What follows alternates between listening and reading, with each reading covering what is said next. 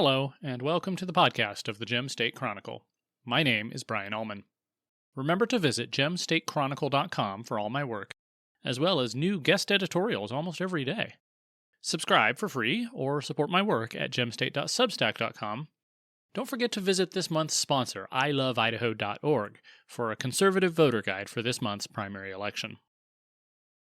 This is episode 20 of the podcast, and the first since before the session began. A lot has happened in that time, which means there's a lot to talk about, but today I want to focus on a fairly narrow issue. Ask any conservative if he or she supports freedom of speech, and they'll usually say, of course.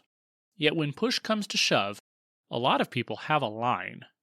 Earlier this year, the legislature debated a bill that would have outlawed advertising of illegal products and services, such as marijuana and abortion.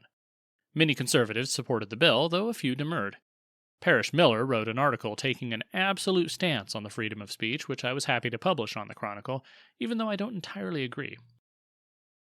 Everyone knows the old line about shouting fire in a crowded theater, but most people mess up the context.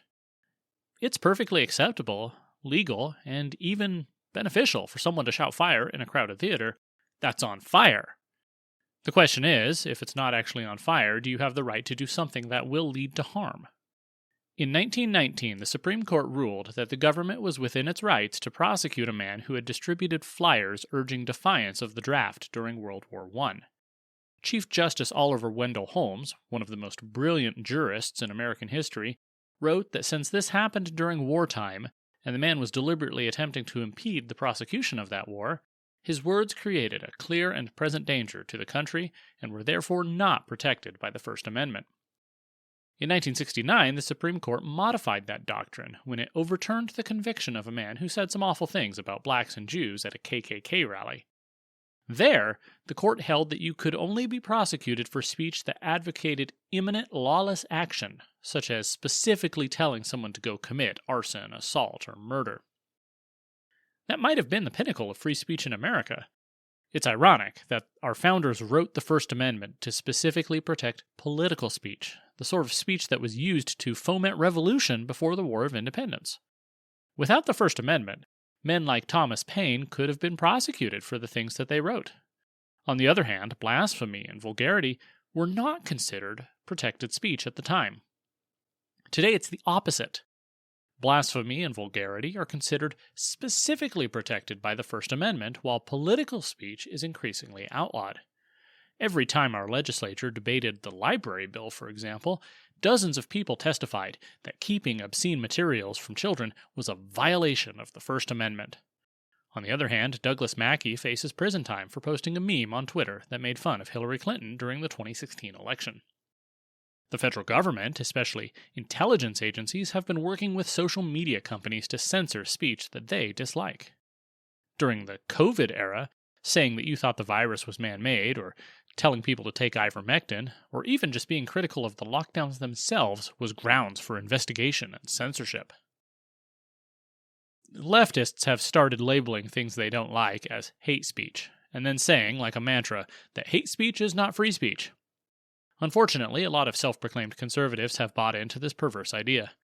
The latest salvo in this ongoing battle relates to Israel and the Jewish people, which are obviously very sensitive subjects for many people across the spectrum. Ever since the October 7th attacks, this contention has gone into overdrive. Today we're seeing protests on college campuses, and even a few people on the Capitol steps in Boise who are ostensibly angry about Israel's war in Gaza. The Idaho GOP will once again consider a resolution supporting the Nation of Israel at the convention this year, and numerous political figures have issued statements one way or the other. Where this relates to free speech is in a bill passed by the U.S. House of Representatives a few weeks ago that adopts a comprehensive definition of anti-Semitism for the purposes of enforcing the 1964 Civil Rights Act. To explain why this is a problem, we have to start with the act itself. 1964 was in the middle of the Civil Rights era, as black leaders and organizations fought for equality. Many white Americans, especially those who lived outside the South, were supportive of this idea. The problem comes in how you define equality. Is it enough to be equal under the law, or does the government need to put its finger on the scale to achieve complete equality, or equity? Christopher Caldwell wrote a book about the after effects of the Civil Rights Act and how it's completely changed our country by creating what he called an alternate unwritten constitution, one that supersedes our original written constitution. The Civil Rights Act essentially created a loophole in the Constitution big enough to drive a truck through. It created the precedent that if inequality existed anywhere in the country, whether in schools, communities, or private businesses, then the government has a mandate to go in and fix that inequality. At first, this was just applied to Black Americans who, of course, had legitimate grievances about the way they'd been treated from slavery to Jim Crow. Yet the way the law was written, it created an incentive for any group to claim victimhood and therefore get help from the government. The Civil Rights Act has now been used by other ethnic groups, as well as women, homosexuals, now people claiming to be transgender. The government uses the Civil Rights Act to alter behavior of any organization that takes federal money, which includes almost every college and university in the country. That's why they all have DEI offices. That's why they're the front lines of the culture war. The law has become a tool for social change in the hands of what Steve Saylor calls the coalition of the fringes in America. The common enemy of all these groups is white Christian men. Many conservatives like to say that the Civil Rights Act is colorblind, that it protects white men just as much as it protects, say, black women. But we know that's not really the case. The law is used as a cudgel against the white Christian majority in America, and that's essentially what it was designed to do from the start. Courts have ruled, based on the Civil Rights Act, that companies cannot use standardized exams to filter applicants if those exams result in one ethnic group outperforming another. Fire districts are penalized if they have too many white people. The Biden administration recently sued the Sheetz convenience store chain because their criminal background checks caused them to reject too many black applicants. Elon Musk was told that he must hire more foreign refugees at SpaceX, or he too would face government sanctions under the Civil Rights Act. Jewish Americans on the left have largely supported this cultural revolution, but after October 7th, they were surprised to learn that the coalition of the fringes considers them white, too. In the eyes of campus protesters, Israel's not evil because it's a Jewish state, but because it's an outpost of European colonialism and imperialism.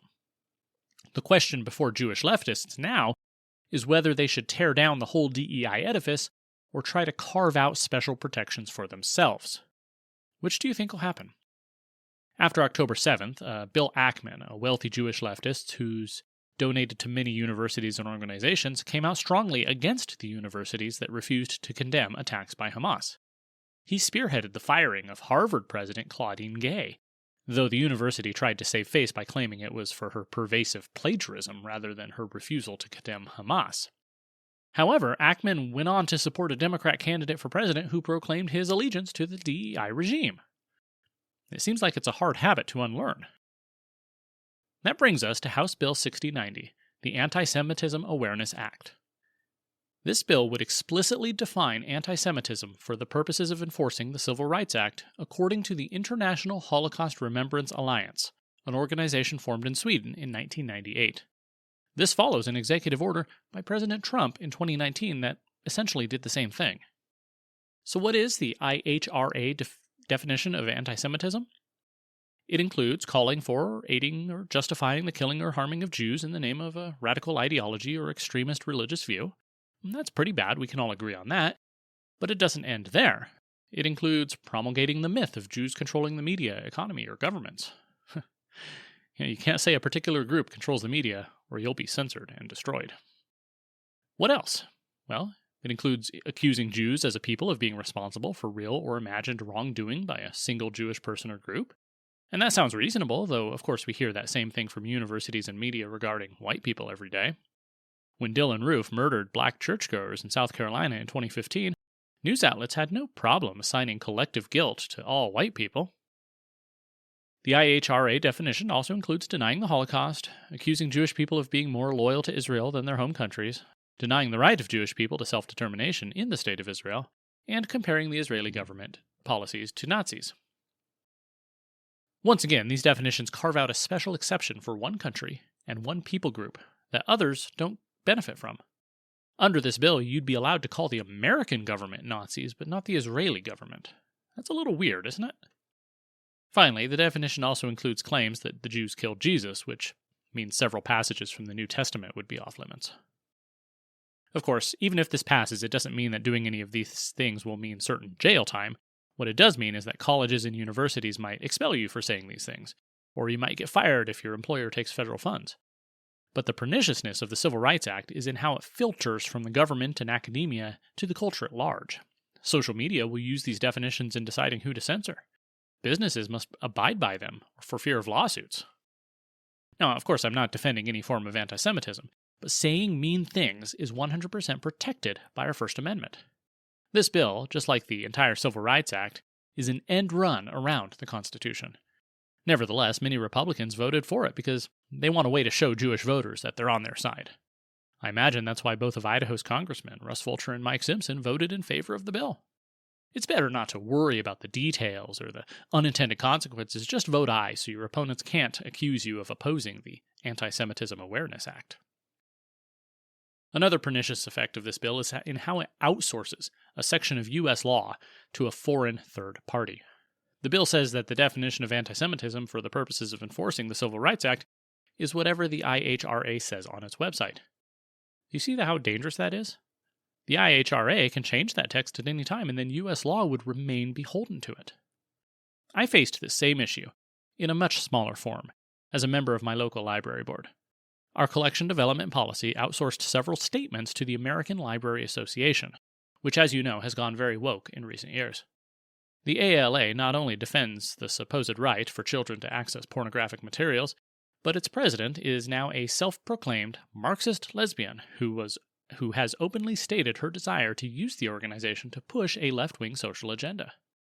I felt that outsourcing our local philosophical statements to this national leftist organization was dangerous and short-sighted, so I convinced the board to take the existing statements and publish them locally.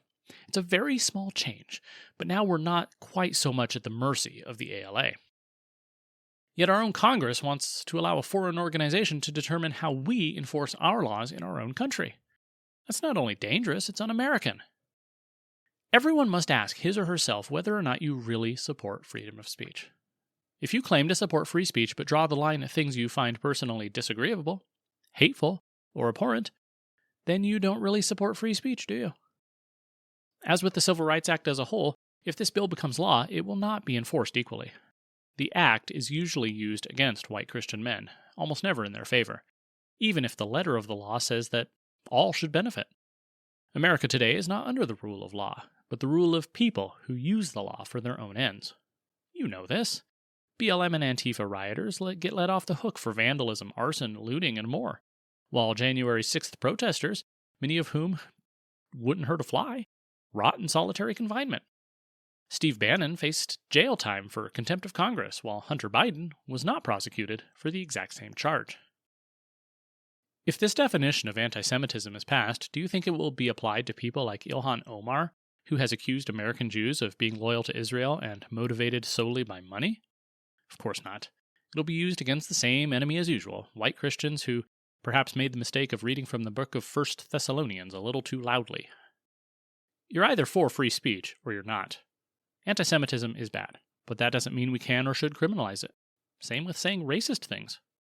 On the other hand, what if we've already crossed the point of no return? In that case, why not bring back blasphemy laws? Give us a reason to arrest those weird Satanists who crawl around the Capitol desperately seeking attention. Seriously, though, we need to take a stand for freedom of speech because it is the bedrock of all our other rights. Let's not go down the road of England, Scotland, and Canada who are arresting people for memes. Wait, we're already there, aren't we? Well, let's back up then, shall we? My name is Brian Ullman, and this has been the podcast of the Gem State Chronicle. I'll talk to you next time.